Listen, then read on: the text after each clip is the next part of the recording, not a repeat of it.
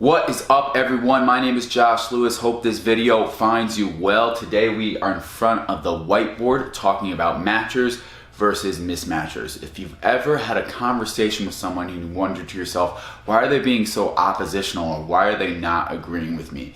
These are the reasons why. So this matchers versus mismatchers, I believe it's nothing new in the realms of psychology. I believe the first time I heard about this was from Tony Robbins. If you don't know who Tony Robbins is, you've been living underneath a rock. If you don't, just Google him right now, follow all his stuff. He's really good at everything that he does. But I heard this a long time ago, probably about 10 years ago. And it's something that I use every single day in my communication with people. It honestly will help you understand people better and understand what influences people's behaviors a lot better. So if you notice, I've drawn some shapes right here, and this is how we're going to be able to test. We're going to do a short test with you to figure out which category you fall in, a matcher versus a mismatcher. So if I were to say to you, what is the relationship between these shapes? What do you see a relationship with these shapes? I asked you those couple of questions. What's the relationship? Do you see a relationship between these shapes? You're going to start to look at them and you're going to have a different thought process of a couple different ways. You could be like, well, they're all rectangles, so I guess the relationship is they're all rectangles. They're all basically about the same size. They are pretty much the same, distance apart from each other. So you could think about it that way. Or on the other side, you could look at it and go, I don't think there's any relationship. I don't see anything really, because this one and this one are standing up, but this one's not even the same size as this one because it's a little bent, and this one's laying on the ground, and they're supposed to be rectangles, except this one's a little bit further, and this one almost looks kind of like a half of a square because they're not really technically the same amount of shape next to each other. So I don't think there's really any relationship between them. Whatever the thought process it is when I ask you those questions is whether you will rely on being a mismatcher or a matcher. Now, before I go any further, I want to explain that either or are okay. It's okay to be either or. It's okay to be a matcher and it's okay to be a mismatcher. Both have their flaws, both have their pluses, their advantages. So let's get right into it. So if you are a matcher, what happens is, if you're a matcher, you see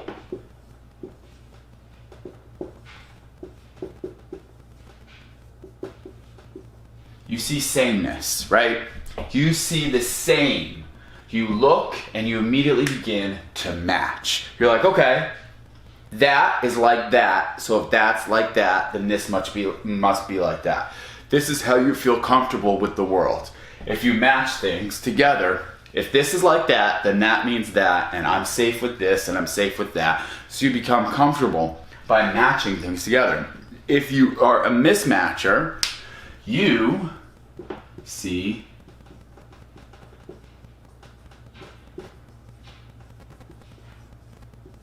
difference. You see difference. So you immediately are looking for the exceptions. Well, that's not like that because that's not like that. And if that's like that, that's different because that shouldn't be this way. This isn't like that. That's not like that. They're completely different. I know I'm making this extremely simple, but I want you to understand this is how people think. This is how people's categories can be the way they influence. The way they're influenced. So now, very rarely will you ever meet someone who is a total mismatcher and a total matcher. You will meet them occasionally. And a total mismatcher is someone who disagrees with everything that you say. So if you say, well, the sky looks blue, they're gonna be like, well, it's not really blue, it's more of a light blue. They're immediately gonna look for the difference because you said something and they sort their thoughts by finding a mismatch. They sort their thoughts by difference. So they'll say, that's a little bit different than what he said. Matchers will find every single thing they can to do to find the same of something. So if you say the sky is blue, like, yeah, wow, the sky is really blue. I saw a picture the other day, it looked exactly the same way. Look at this. And they'll immediately find something that they can assume is the same. Now, like I said before, neither is wrong, but it makes a big difference when you understand how people think what will influence them. So for instance, if you're having a conversation with a matcher, someone who matches things, you need to use metaphors. You need to use things that are of the same. So you make constant evaluations, you make constant metaphors that are based on things that are alike, right? So they go, that makes sense to my world, that makes sense, because if this is like that, then this must be like that, and that makes me feel safe. Mismatchers, you have to use reverse psychology. You just do. A lot of mismatchers don't even realize they're being mismatchers. A lot of matchers don't even realize they're doing that. You probably do one or two of these things every single day and you don't realize it either. And that's another key thing, to remember all this stuff. So if you remember all this stuff, you can understand A, what influences you, and B, is it hurting you too as well. So what I'm saying is, for mismatchers, the way to deal with mismatchers, I'm gonna write this down in a second. The way to deal with mismatchers is basically using reverse psychology. So matchers, you want to use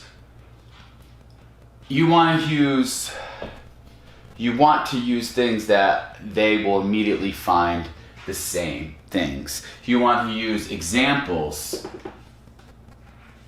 that are similar.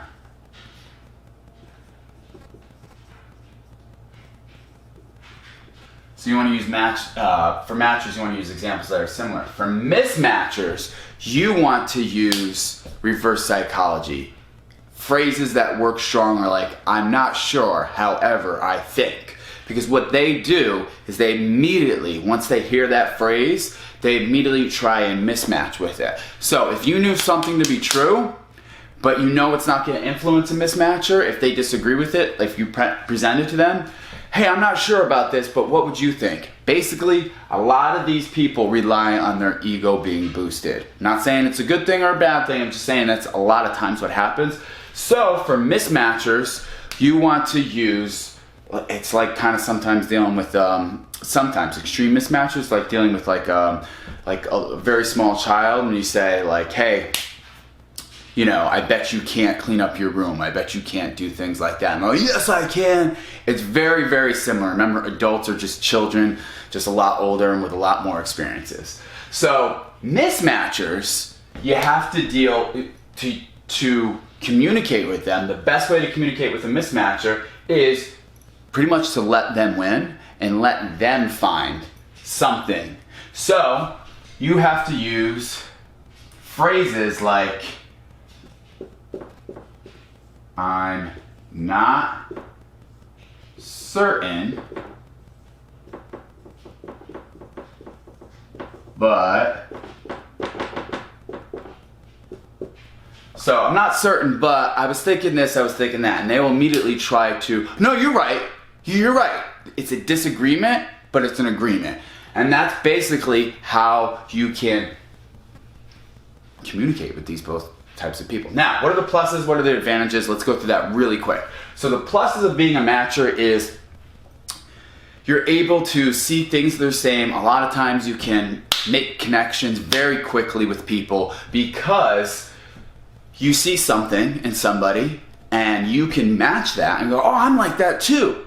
So that's a plus. That's definitely a plus. A plus of being a mismatcher is you can find the difference in a situation that might be, you know, there might be trouble in the situation, and if you have a bunch of matchers in a room, the mismatcher can find the certain aspect that won't make something survive. So for instance, if you were to build a business council, right? People that you had on your board to support your business, you want both people. You want both people. You want matchers, people who will agree, who will reinforce those strong things, and you want mismatchers, people who will find the exception, people who will find the difference, because both add value. So, what is it? Is it good to be either or? My personal belief, after digesting this whole thing after 10 years, it's good to be both. It's really good to be both. It's good to match and mismatch everything that you do in life. So, for instance, if you're reading a book, match it, agree with it, find the sameness, and then mismatch it. Do both of them, because you'll learn so much more that way. I know this sounds almost crazy, but you're able to see both sides of things. Do this when you watch the news next. Agree and then disagree. I know that's really hard because our news nowadays is very biased, but agree with it 100%, find sameness, and then find difference in it. That's a really good exercise to practice this on. So a little fun test to do with your friends is to figure out how they are. Is you could do this, the rectangular test. You can do a quarter test. What I do is I take 3 quarters, I'll put them out. I believe this is what Tony Robbins suggested too as well. You put a couple out, let's say it's 3 quarters, and you just flip one upside down. So 2 are on heads, 1's on tails, and say what's the relationship between these quarters, and they'll like dissect it because they think it's super like cool, like, oh, what is this? So can I flip this quarter over? Yeah, you can. What's the relationship? And people who are immediately looking for the same will start to say, well, this one's from this same, you know, these are both from the 80s. This one's from and they'll look for all the same. The mismatchers will be like, this one's dirty. That one's from 1984. This one's from 1985. They're not the same. There's nothing. So it's a really good idea to start to listen to how people speak too, and see what they use, how they make exceptions to the world. Do they see sameness or do they see difference? It's really, really interesting aspect. So you can categorize people when you're speaking to them like, okay, they're a matcher. Got it. Okay. So in order to influence this person, in order for me to get more buy-in from this person, I use examples that are similar. If it's a mismatcher, I'm going to use reverse psychology. I'm going to say, hey, I don't know about this. I'm not certain about this, but what do you think? Or I don't think this is the case, but, and then let them disagree with you, you know? So that's a really good way to handle mismatchers too. Disagree with something and then have them agree with you. So I don't think this is the case, but here we go. And then they'll be like, no, this is the case. I'll tell you why. And then you can be like, oh yeah, you know what, you're right, and let them win.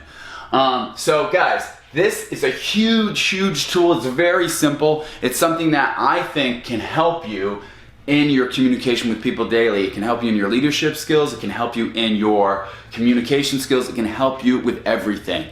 So guys, comment down below. What do you think? You think you're a matcher? You think you're a mismatcher? Tell me stories about people who've dealt with mismatchers or matchers. Who frustrates you more? Extreme mismatchers or extreme matchers? It's really interesting to think about. Comment, let me know. For me, I noticed when I first started my self-growth journey, being very insecure, I was a mismatcher. I had to disagree with everybody because I had to feel important. And the more I've learned, the more I've matched and realized, okay, you know what, there's a lot I can learn from other people too, but it's also really good to have mismatching too as well. They're not bad things. Either or are not bad things. Extreme versions can be a little bit challenging, so try not to be on the extreme of either or. But it's really, really interesting and really unique to think about. I hope this finds you well. I hope this serves you well. Let me know what you think. If you're not subscribed to the channel, hit the subscribe button, hit the bell, because I got new videos, more videos. I rearranged my whole entire office so I can produce more content for you guys. So, yes, thank you guys so much for watching, and you got no idea how powerful you are. Use this. Use it on people. Let me know how it is. Thank you.